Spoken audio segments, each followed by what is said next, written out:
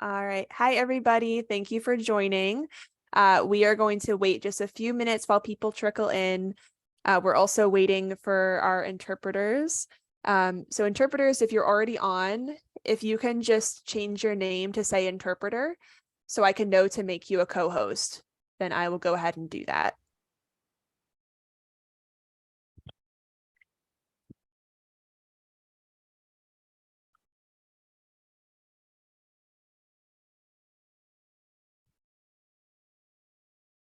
So we're going to get started in just a couple minutes. Thank you all for being patient.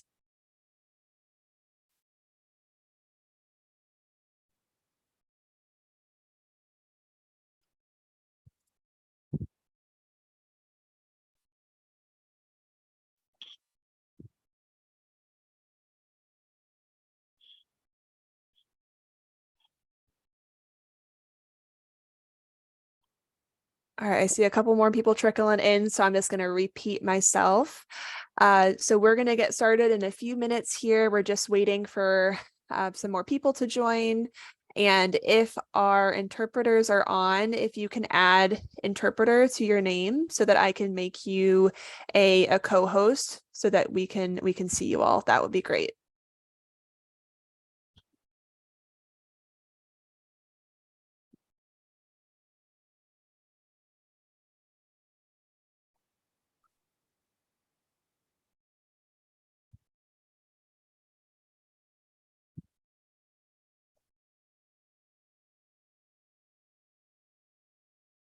We'll give it about one more minute before we get started.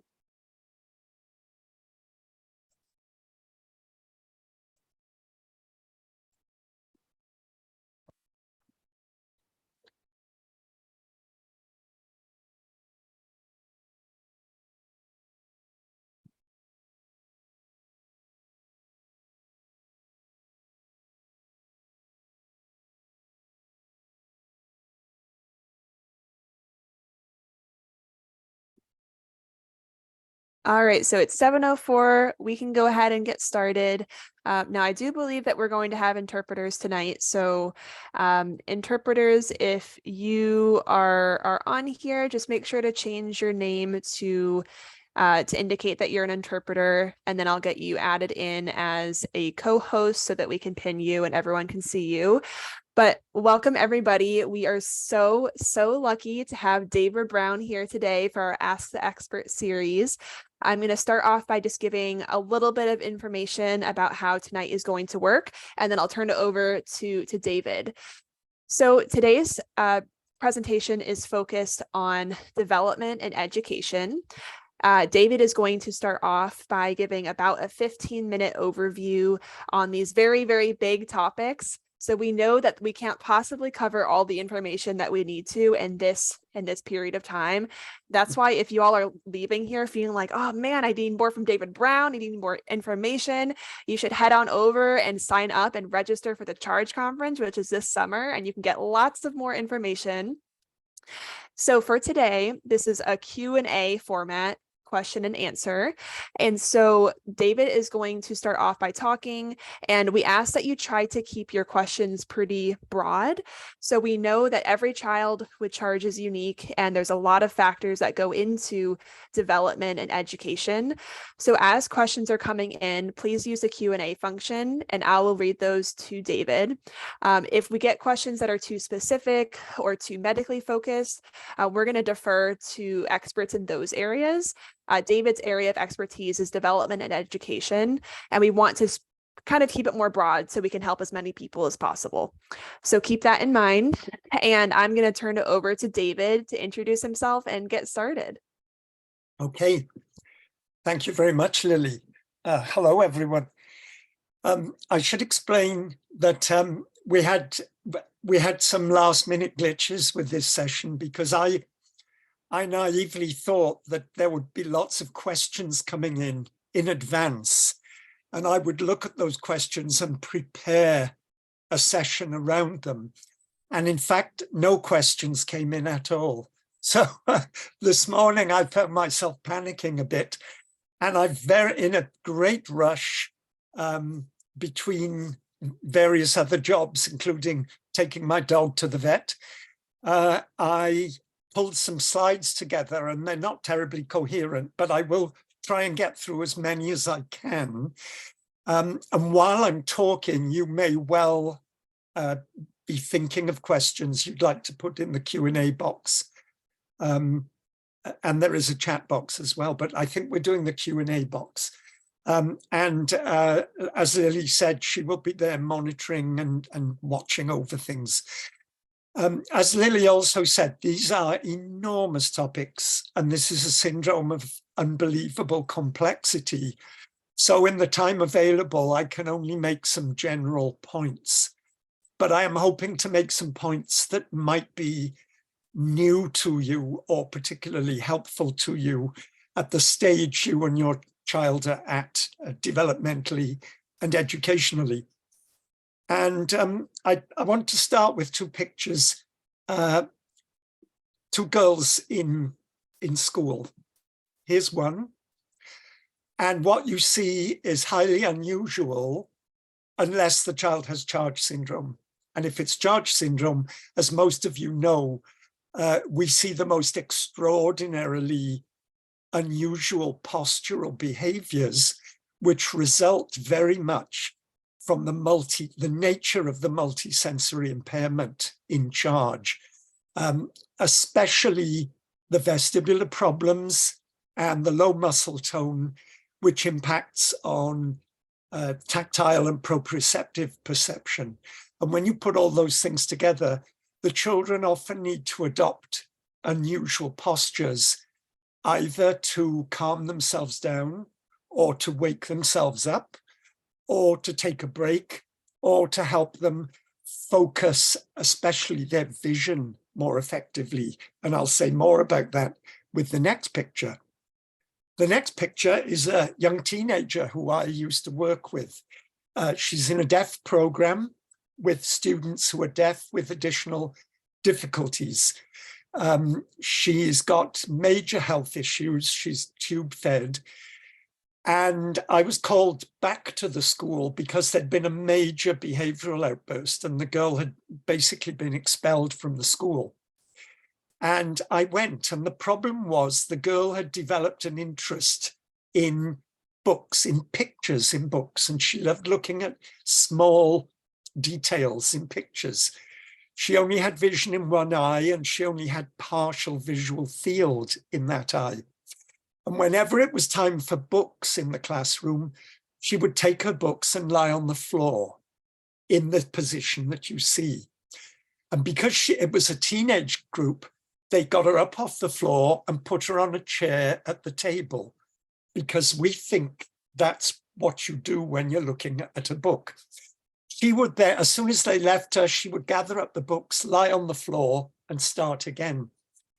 And when I went in, I explained why at that stage in development, the only way she can fix her vision in order to control that little bit of visual field to scan the pictures is to adopt this posture. She has to be lying down, so her head and her body can't move.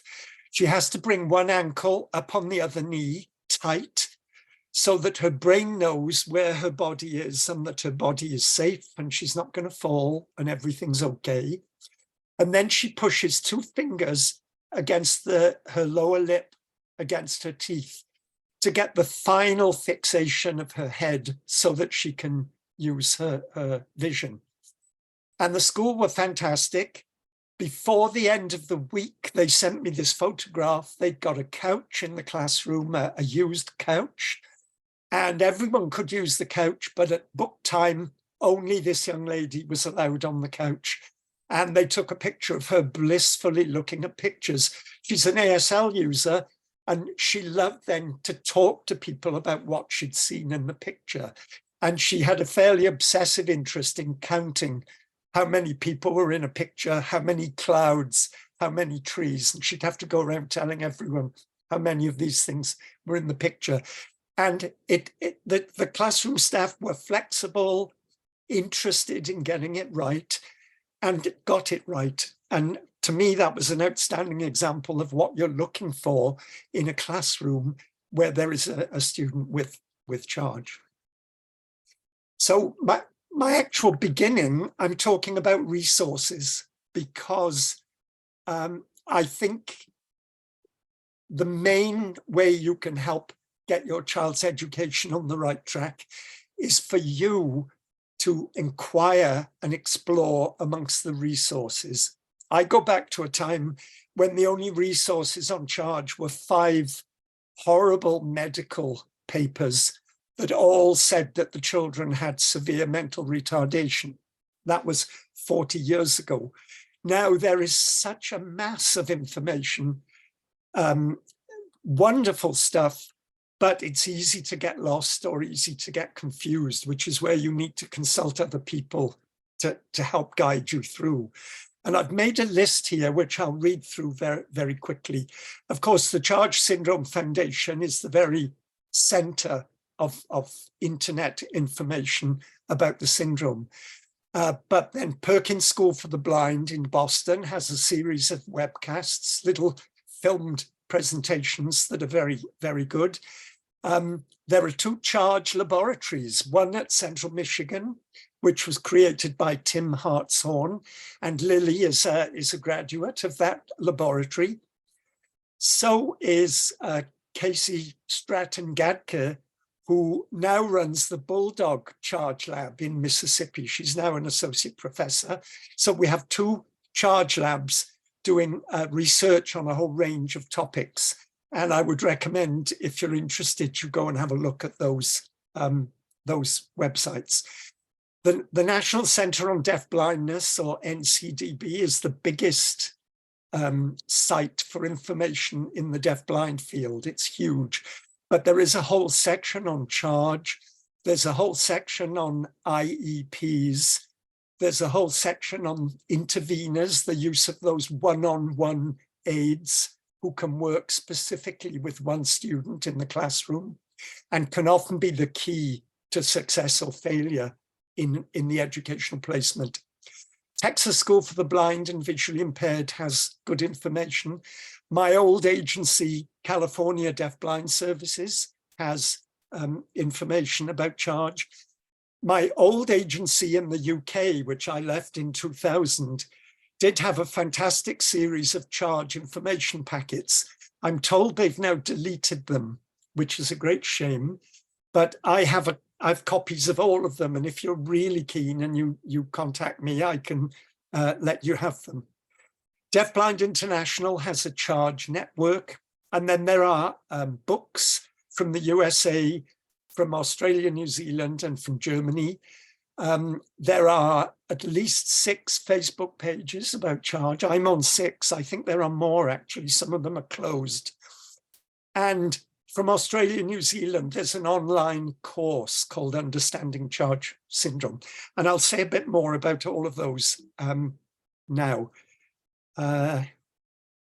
On the foundation website, you'll find 2 editions of the American Journal of Medical Genetics, which were dedicated to charge, mostly medical information, but some of the articles are more to do with development and behavior.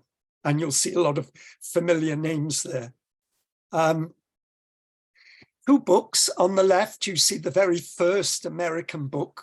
And the other book on the right is a German book, but it's all in English. And again, you'll see some familiar names in it. And then that American book was superseded a couple of years ago. So, and Lily has a copy there. She's waving at me. And that is, you only have to look at the contents to realize how complicated this syndrome is, because there's an enormous number of contributors covering an enormous range of topics, and highly recommended. And then there is another German book, which is in German, unfortunately. So if you have German, it's different to the German book in English. And then Why I Am Me was produced by the Australia-New Zealand Charge Group, specifically for older children with charge, to help them understand why they have certain challenges. And in fact, it's become an absolute bestseller. It's already been translated into German. And I believe that the Australia-New Zealand group is still selling the book. And then the German group also produced this very nice booklet, which has about 40 pages. And it's about adults who have charge syndrome, talking about school, job, living, and independence. And then a familiar face, Lily Slavin. I put this picture in just because I like the picture so much. Lily produced a very significant document 2 years ago, Lily. Man, it was 4 years ago now. Can you believe that? It had just come out at the last charge conference. Right, 4 years ago. A checklist of educational needs for individuals with charge. And what it does, it goes through very thoroughly all the kinds of things you would want covered for most children with charge in their educational life. And who are the professionals who do that? And where might they fit in? And it's quite a complex document, obviously, because there's an awful lot of needs and an awful lot of different professionals, but very highly recommended. Tim Blake produced, again, epoch-making checklist, health supervision across the lifespan. And this, although I'm talking about education, this impacts on education and development very much. And then there is a nice document from Emily Fassy and Meg Hefner, Developmental Milestones in Charge Syndrome. And I recommend that, particularly if you have a younger child or your child is at an earlier developmental level. It often helps parents stop freaking out because their child is 4 and not walking yet. You can see that actually your child fits well within the norms of charge syndrome. And then the thing I mentioned from Australia, New Zealand, Understanding Charge Syndrome. And they say the top 10 charge syndrome experts, which isn't strictly true. And when I saw that, I emailed straight away and said, what about this person? What about that? But, you know, I mean, we're not a bad bunch. And it's a very comprehensive course and it's free. So again, I recommend that. So you need to be on top of those resources. And I think you also need to think in terms of deaf-blindness or multi-sensory impairment. And what I wrote a long time ago is most people with charge that I've met satisfy the criteria to be considered as having deaf-blindness, even if they do have some useful vision and hearing. Deaf-blindness is a disability defined in functional, not clinical terms. And for each individual with charge, it's mostly about difficulties in accessing information, not just from the world around them, but even from their own bodies. And when you think about challenges to educating the child, challenges to finding the right classroom, this is my list of classic deaf-blind strategies. And I realized one day you could put them all as imperatives. They're all things you can yell at people. Follow the child, know the child, individualize, do with, not for, create conversations in everything you do, and use a real multi-sensory perspective for both for assessment and teaching. And I also wrote in the same article, a good and effective educational program, while being very positive and having high expectations, should always take account of the fact that everything that a child with charge syndrome does is likely to take more thought, more attention and concentration and energy and time for them than it does for us. And that's a really important slide. And another reason I began by focusing on resources is because although you as parents will be the key advocates for your child, you will be the only advocates who are there from birth right to the end of the school life of the child. Sadly, you might not be listened to or taken very seriously by the education powers that be.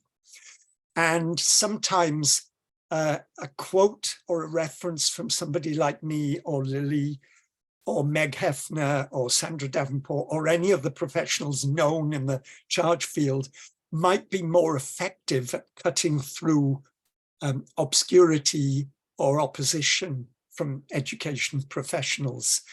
And I think a slide like this can be very helpful if you're trying to point out to school staff that your child isn't lazy. For, you know, the L word is the most commonly used negative descriptor applied to children with charge in my experience. I won't dwell on this, but I wrote this a couple of years ago. 21 charge issues which can contribute to fatigue. It's quite devastating when you think if you have any one of these, you're probably going to be prone to fatigue, because we live in a world that isn't for people with visual impairment or breathing problems or seizure disorder. Then when you think about your child and you check these off, I showed this last year, and a mom in the chat box said, my son has 19 of those.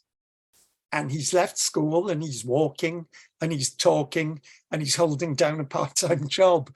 So, you know, if you score high on that checklist, that doesn't mean you're going to be profoundly disabled, but it does mean you're going to have to spend an awful lot of time and energy functioning at even a minimal level.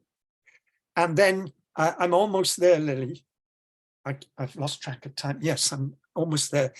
An old list I wrote a long time ago where I thought about teaching strategies in the classroom. Everything probably has to be individualized. And of course, schools don't like that. Schools like the sausage factory approach. That's how I was educated as a child. Everyone learns the same thing at the same time in the same way at the same speed. Children with charge need all kinds of individualization, sometimes very broad individualization, sometimes very slight and very subtle. They need relationships. They need somebody who builds a positive relationship with them and is open to doing that. The school needs to understand about stress control and managing the child's self-regulation, because these can be very problematic in this population, not least because of their significant vestibular dysfunction. Positioning and support is a big one. I've already shown you 2 photographs of girls who need specific chairs in specific positions in order to do specific things. And just putting a child with charge on a regular child-sized chair at a regular child-sized table probably won't be the best thing to do, certainly in the early years. You might need to experiment, and you might need your therapists involved to provide the kind of physical supports necessary. And you might need to accept that sometimes the child will want to be lying down, you know, in order to work, like that 12 or 13-year-old that I showed you. Motivators. I don't know why teachers are so opposed to using motivators. They seem to think it's cheating if you teach something by using a topic the child is really interested in. I'm not that kind of teacher. I want the kids interested in what I'm doing with them and showing them. Pacing is important, and a big part of pacing would be breaks. People call them sensory breaks, but of course all breaks are sensory. And sometimes a child with charge, the break they need is literally to flop on their back on the floor and look at their fingers. Sometimes they need to run around out in the yard and jump up and down and turn somersaults. I mean, both would class as sensory breaks to me. They need consistency. Their multi-sensory impairments make the world a very unpredictable, threatening place. And the classroom needs to be as clear and consistent as possible. The children are very routine-based, as you all know. and you have to use that creatively. You don't want them stuck on the routines, but you use the routines as a support for them. There's a whole range of adaptations, especially for their sensory impairments. The whole big topic of appropriate communication and language. And generally, I think a multimodal communication approach is the best way to do it. And the child will then decide what works best for them. And they may opt to receive language through their hearing, but they will sign expressively. And that's not because they're nuts. It's not because they're autistic. It's not because they're being difficult. There are many good reasons why children might hear speech, but not speak themselves. And the teachers need to be on the lookout for the just right challenge all the time. And I'm going to end with some more pictures. This boy always has his backpack on top of his head. So the straps are pulling up hard under his arms and the bag is pulling down hard on the top of his head. It helps him to balance and to walk.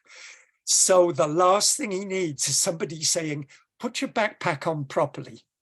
Bring your arms down, you know, all the things we say to children. Here's a child who's squeezed into a toy version of a supermarket shopping cart, and they've got their whole butt and their feet and their legs in. That deep pressure is often used as a calming, relaxing input. And again, the children discover this for themselves, and we need to honor what they're discovering because it is very creative. And I still haven't worked out how they manage to be so creative, except their need is extreme. Here's a boy squeezed into a narrow shelf under a TV, getting pressure. Then I mentioned using functional vision. And this is very challenging for people with charge because of their vestibular problems. The vestibular problems lead to low muscle tone, poor head control, and poor trunk control. So it's very hard for them to be upright and use their vision effectively. So you see this boy is lying down and he's braced his arms and legs so that the tablet is fixed. This boy has got his chin on the table and then his head sideways on the table to fix his vision.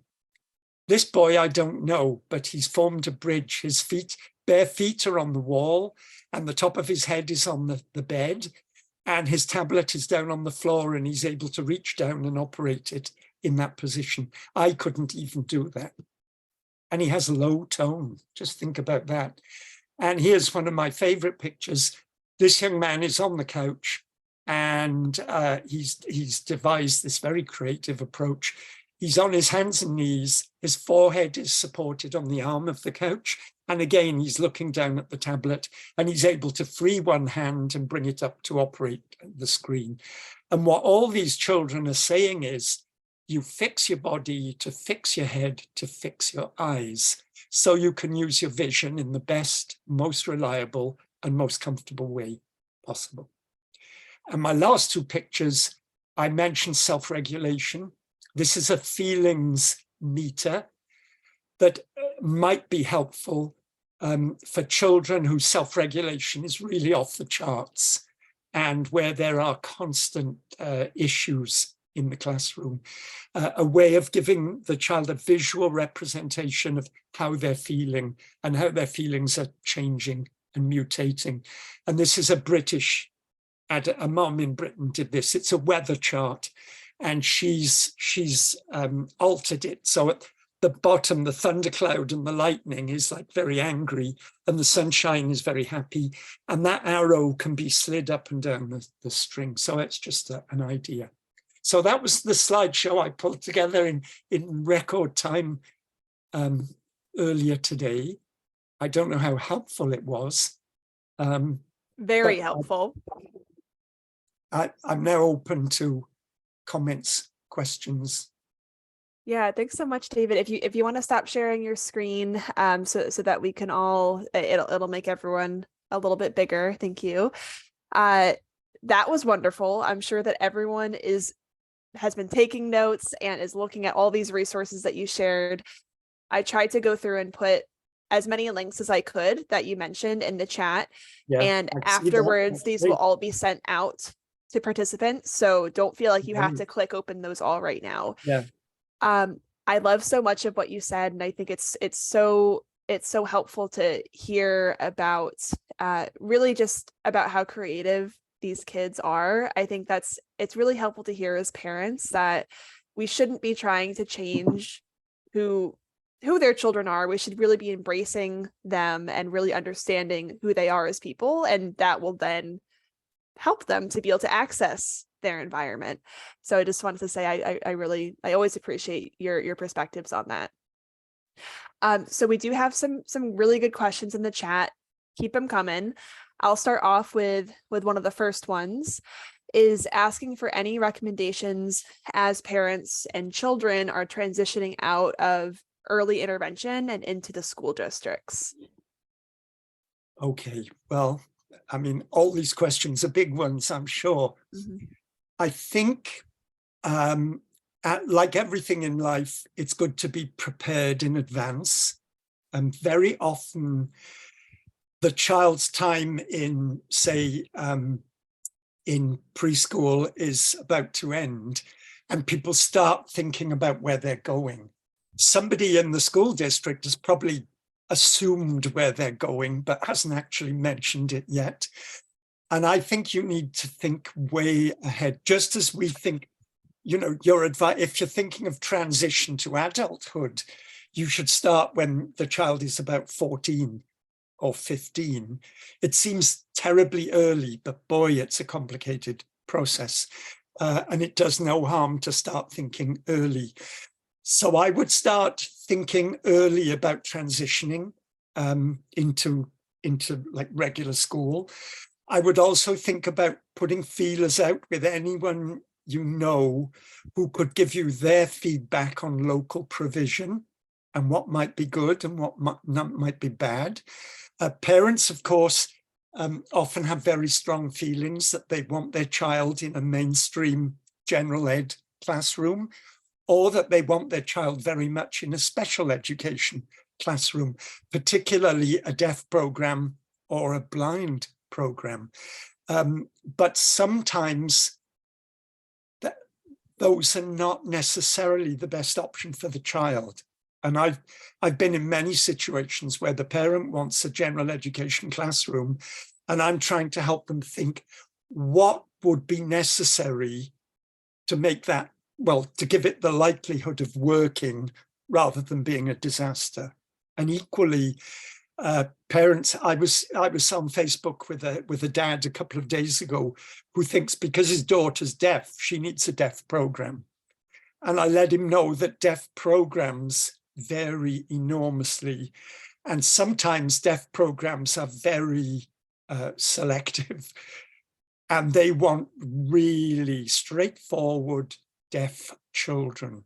And they do not want people with self-regulation issues, wearing diapers, who need to lie on the floor every 20 minutes through the day. So you need to talk around. And then when you visit somewhere that looks good, it would be very helpful to go back with your child and actually see what they think of it. But I've said for probably 45 years to parents, when you go into a school for the first time and you're looking for a possible placement, your gut will tell you whether it looks like the right place. Sometimes it's even before you get to the classroom. It's how it looks, how it smells, the sound level, how the receptionist welcomes you or otherwise, whether you're expected or whether they've forgotten you're coming. All those things can be very significant indicators. So that, I know I'm speaking in very broad general terms, but as Lily said, that's all we can do today. Yeah, I think that's a really helpful framework. So basically, really knowing that you as a parent have the you're the one that gets to decide where your child's going, and you are a really important team member. oftentimes transitioning into kindergarten from pre-K is sometimes the first time that your child is going away from home for school. So, or moving from early intervention where your child's getting everything at home into the school, really, really scary. So just like David said, know that you're the expert on your child and be ready to let other people know that. And your gut is right, just like David said. And if you want to know even more, we have panels on this at the conference. So I'd highly recommend registering for the conference and coming and learning even more. We'll have full hour-long presentations on this. Yeah. And I would say, I mean, if you're on any of the Charge Facebook pages, it's very helpful to pose a question like that on Facebook.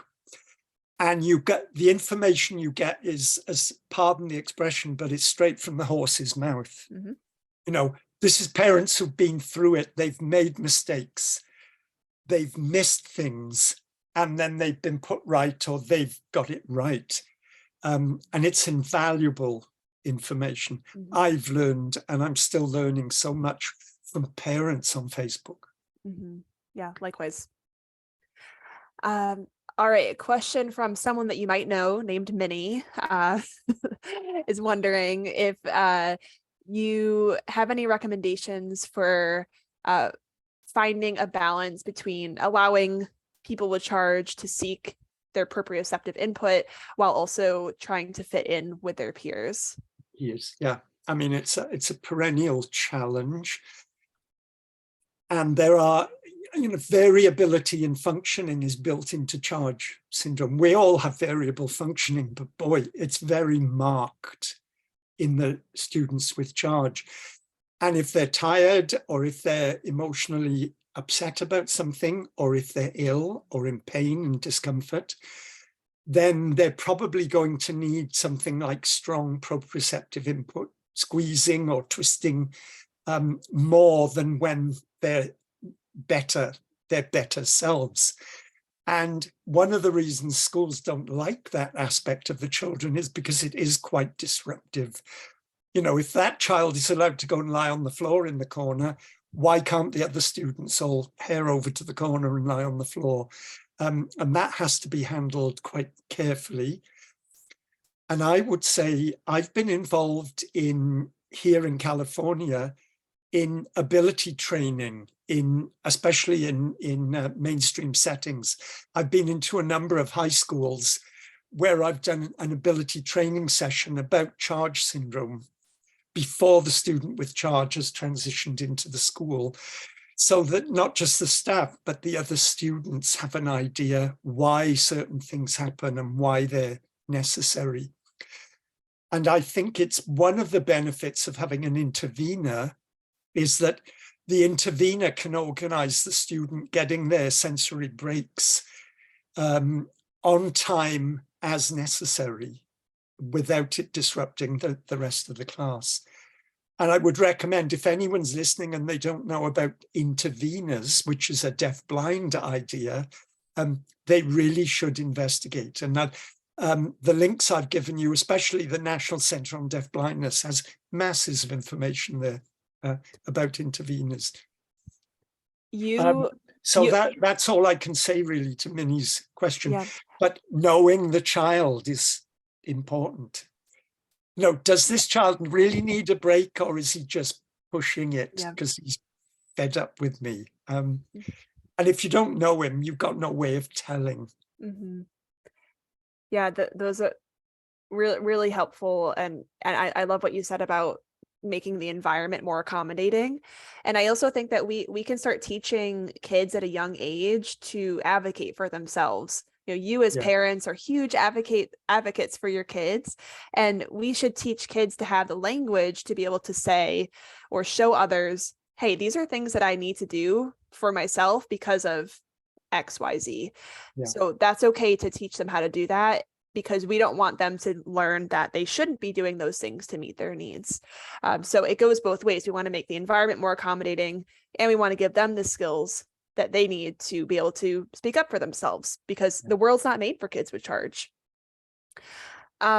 And David, so you started talking about interveners, and we have several questions in the chat or in the Q&A about kind of how to go about asking for an intervener, if there's any resources to support that, since some families are kind of told, no, we don't have interveners in this state. Yeah. Yeah, I know that they often say we don't have interveners, which doesn't make sense. I mean, they're there to educate the child, so you can't say they say we don't do that. And I'm thinking, but you're not educating the child. One thing I would do is get in touch with your state deafblind project if you're in the United States. If you go to the National Center on Deafblindness and look for state deafblind projects, which it comes right at the top of the page usually. Click on that and you will see all the contact details for every state deafblind project with names and phone numbers and email addresses.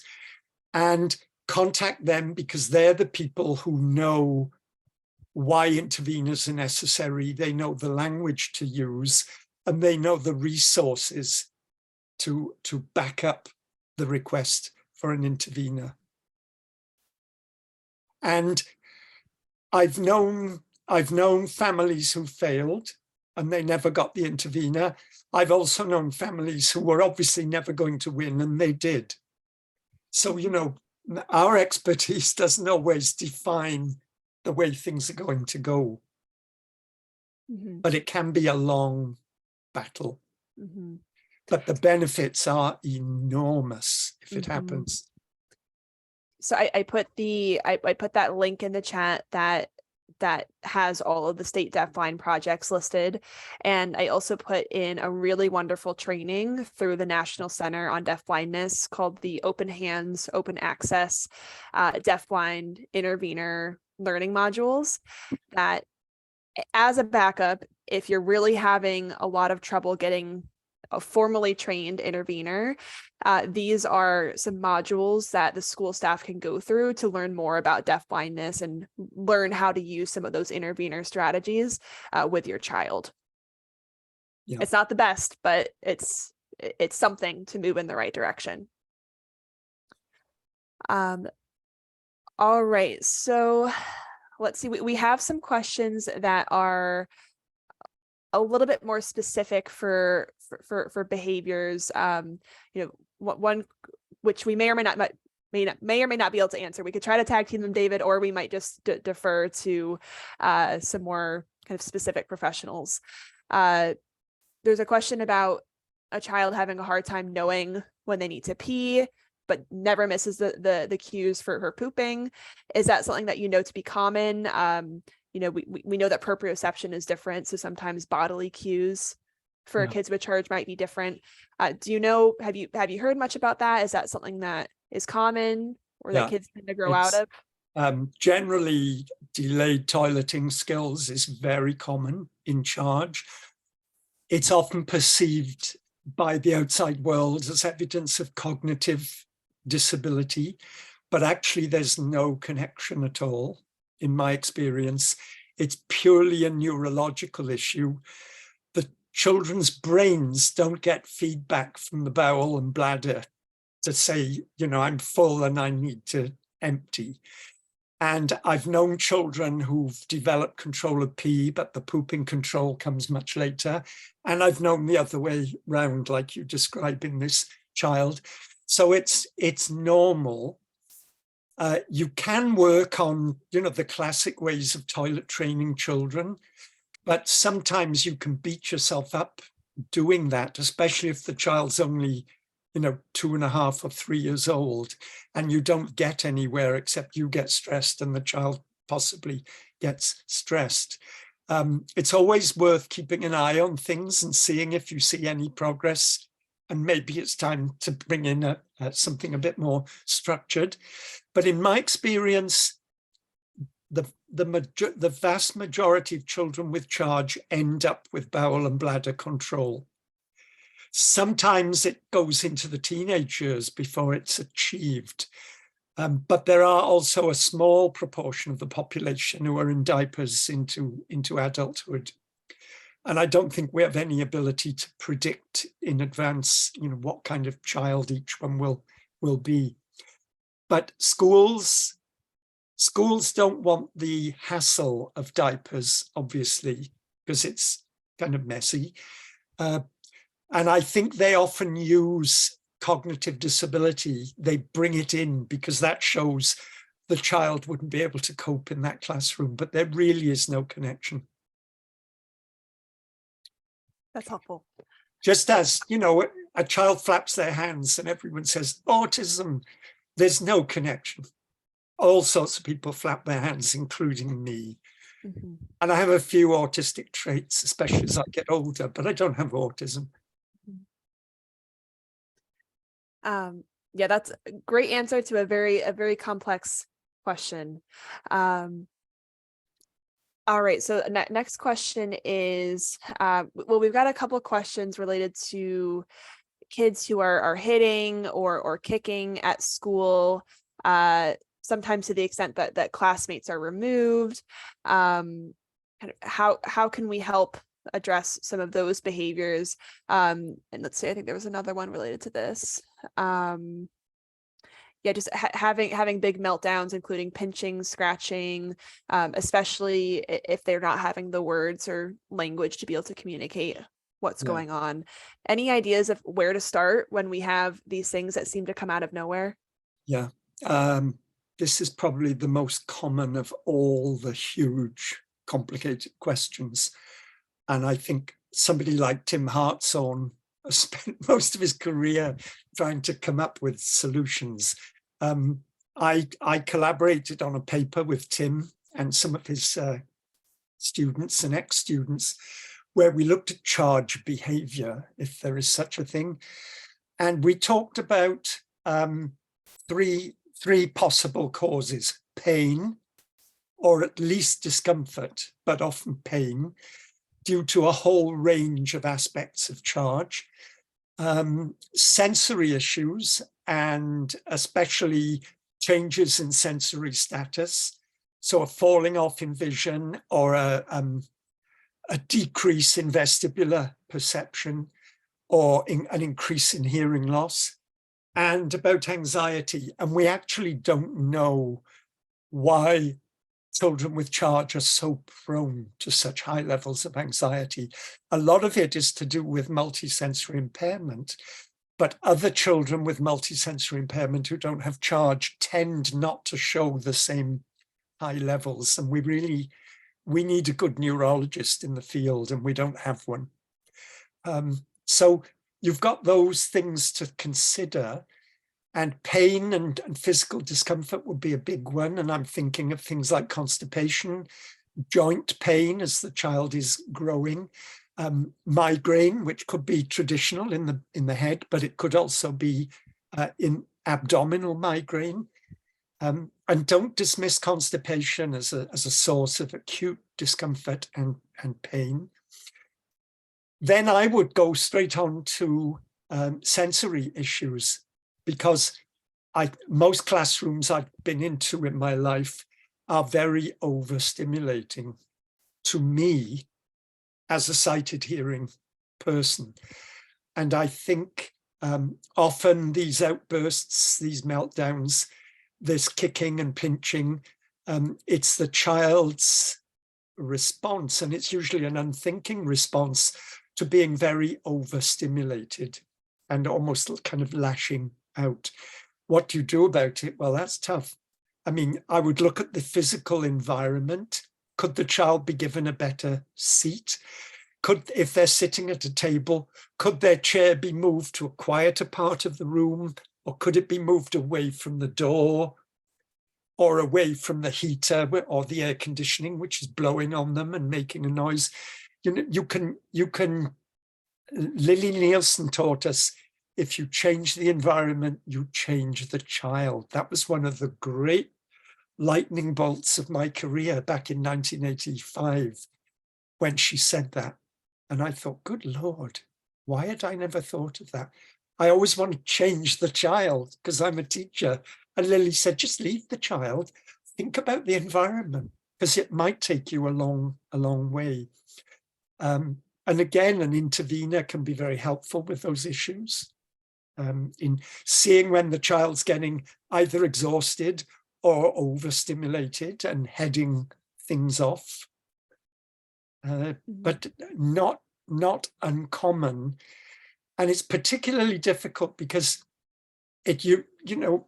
home is usually less overstimulating than the classroom, not least because at home the kid has all sorts of nooks and crannies they can go into and do their own thing, which they're very familiar with. It's harder to do that in school. I've been into classrooms, though, where they've created very nice, they call them sensory corners. And again, I always think, well, all corners are sensory. The word's much abused. But the whole point is it's a quiet space with a fur rug next to a window, and there's some colored ribbons hanging down, and the child can go over there and chill out and calm down or wake up or whatever it is they need to do. That's just a few ideas, but it is a common and a serious problem. Yeah, those are such great ideas as starting points. I think there's so much that's going to need to be individualized to every child, but these things really can help. I think just knowing that your child is existing in a world that's not made for them and trying to do as much as you can to make the environment and their world work more for them can go a really long ways. So I think those are really great ideas to start with to hopefully make a difference. Yeah. All right, we have time for probably one or two more questions. There'll be some questions that we're not able to get to here. So again, highly encourage you all to look into some of the resources that David shared and join us for conference and for future Ask the Expert sessions. Next question is from Penny, asking about advice you generally give about mainstream education. Her child is academically able, but really struggles with emotion regulation, prefers to stay in the small self-contained classroom where she's not challenged to perform at grade level. Any recommendations when you have this kind of social emotional needs that are different than academic needs? I don't know. I suspect that this is Penny's probably already, because I know Penny and I know of Penny. So I'm sure this has been investigated and there's all sorts of things being tried. Unfortunately, this is one of the problems that often gets worse rather than better, because those peers are going to streak ahead. The curriculum is going to get more and more complex and more challenging for the student with charge to access. So that is a tough one. And if she prefer, I would look at it as if she's very clearly expressing a preference to be in the smaller resource room, why do we want her out of the small resource room? And I can see reasons why, but sometimes it's good. I do this in my own personal life with friends. I've done it with colleagues at work, where I've gone up the ladder of assumption and then somebody's helped me come back down and stand back and look. And I think, yeah, why did it become so important to me? I don't know if that's the case, Penny, but I think it can be helpful because she is expressing a preference, and it's a preference we can understand given what we know about charge syndrome and given what we know about school classrooms and groups of peers. On the other hand, we want peer interaction, and children with charge, I mean, some of them might have autism, but generally charge is very different to autism. And one of the ways it's different is they often learn from their peers. They watch peers and they pick things up. And often the first great peer is a younger sibling. I know they're not exactly a peer, but I've known so many children with charge who aren't walking yet, and they're 4, maybe they're 5. Another baby comes along, and when that baby's 18 months old, that baby gets up and starts cruising along the couch. And the child with charge starts cruising along the couch within 3 or 4 weeks, because it's like, whoa, I'm slipping here. They are capable of noticing what their peers are doing. And sometimes, especially if you have something like a buddy system in the classroom, which some people are opposed to that because they believe it's stigmatizing. I'm very flexible with it. I don't have those hang-ups. I'm into whatever works, whatever can optimize the education of the child.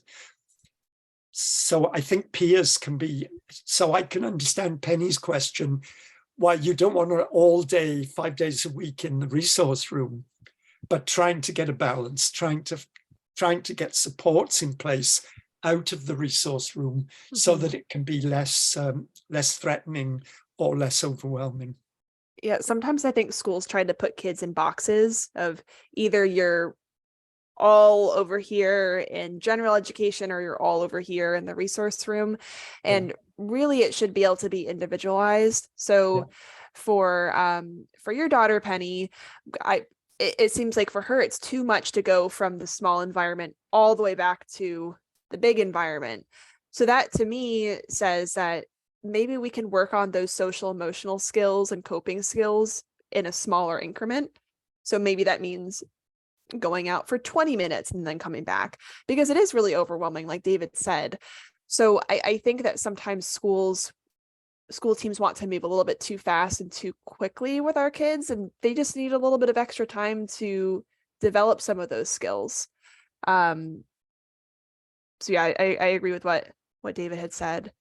Okay, I Questions, we're running out of time. Yes, I think that is probably about where we'll stop. I did copy the remaining questions over, and so I can see if we can look into providing some resources for those. But David, any last thoughts that you wanted to share with us? I just wanted to say thank you so much. You've done so much for us today in coming in with all of your thoughts and answering these questions so thoughtfully. We recognize that these are big questions and there's no one simple answer. And we really appreciate you sharing your wisdom with us. I would think, I'm more and more fixated on posture. What the child's postures tell us, and what postures facilitate availability for learning, because we want the child to be as available as possible, particularly in the school setting. And that can mean periodic deep pressure massage, sometimes just on the shoulders or the neck, or some deep pressure pushes down on top of the head through the spine, just to get them in a better place for the next 10 or 15 minutes for the next lesson, whether it's math or literacy or whatever you want to call it. And one of the paradoxes of charge, sometimes kids do better standing up than they do sitting down. If they're sitting on a chair, they don't get a lot of feeling back about where their body is and what their body's doing. If they stand up, there's a lot of pressure, proprioceptive input through the ankles, the knees, the hips, and all the way through the vertebrae in the spine. So I've known children where I've recommended they get a higher table for them and the child can stand at the table to do their work. It's all about getting shot of your preconceived ideas and really looking at the student and what are they telling you. And they might not know that, they usually don't know they're telling you, but boy, they're telling you stuff. Mm-hmm. And it's complicated. I mean, I've got this reputation, oh, David just meets a child and in half an hour he knows everything about them. Not true at all. Not true at all. Well, I can say I think it's a little true. But what it demands is really intense observation. and you're looking at the whole child. I love the fact that many years ago in London, a child was having problems. She wanted to spoon feed, but she was having physical problems organizing the spoon, and it was often getting to her mouth empty. And we got a feeding therapist in, who was an occupational therapist. And she said, in a situation like this, the first thing you attend to is the child's butt. Forget the spoon, forget the hand, look at the butt. You start at the base of everything and you work up. And you might be able to solve the problem by changing the seating or giving them a hard seat instead of a soft seat or whatever. And you only get to the spoon at the very end. And then a physical therapist, when a child with bad handwriting, said exactly the same thing. If I'm called in because the child's physically clumsy and their handwriting is illegible, the first thing I do is look at their butt and the way they sit and the kind of chair they have. These things are fundamentally important in charge syndrome: the right posture, the right physical supports for the right activity. And it goes all the way through into adulthood. I talk to adults with charge, and sometimes I've talked and asked questions about, how do you do this? How do you do that? If you want to go out and it's nighttime and it's dark. And they think about it and you see their face lights up because they didn't know they were doing it. It's just something that works for them, but they've never consciously thought about it. The kids create because they have severe needs. And we have a severe need to respect that. And all too often people don't. And statements like, sit up properly, take your elbows off the table, look at me when I'm talking to you, they might be totally counterproductive if you haven't bothered to think, what's the child getting from this behavior that I would like them to stop? Anyway, I could go on all night. Oh, I could listen to you all night. I hope everyone is pumped for conference. This just got me so excited to hear more from David and all of our other wonderful presenters. David, thank you so much for being so generous with your time. I would say one more thing, Lily, about conference. People like me and Tim and Dr. Kim Blake, we often miss most of the presentations we want to go to because we're out in the lobby consulting with parents. I mean, I've had sessions where I'm on a couch with the mom and dad, and there's 3 more couples standing in line in the distance looking more and more pissed because time's going by and they want their time. So that's why we're there. We're there to learn, and we often learn by doing those kind of casual, off-the-cuff consultations. So the conference is phenomenal. It's a drag getting there. It's a lot of work. It's a lot of money, but boy, it pays back. Mm-hmm. Agreed. So we hope to see you all there. If this has left you wanting more, get to the conference and follow David around until he's free to talk to you. Thank you all so much for coming. And David, thank you so much. This is always just such a joy to hear from you and learn from you. Well, thank you, Lily, as well. It's been great. I feel like it's been a collaboration rather than just me. I love it. That's what I'm here for. Sure beats just like reading off questions for yourself, right? Makes it feel like it's a conversation. Yeah, and it helps. Good. All right. Well, everyone have a great rest of your night. I'm going to click, or actually, Lisa, I'll have you click stop recording, and hope to see you all at conference soon. Okay. Bye.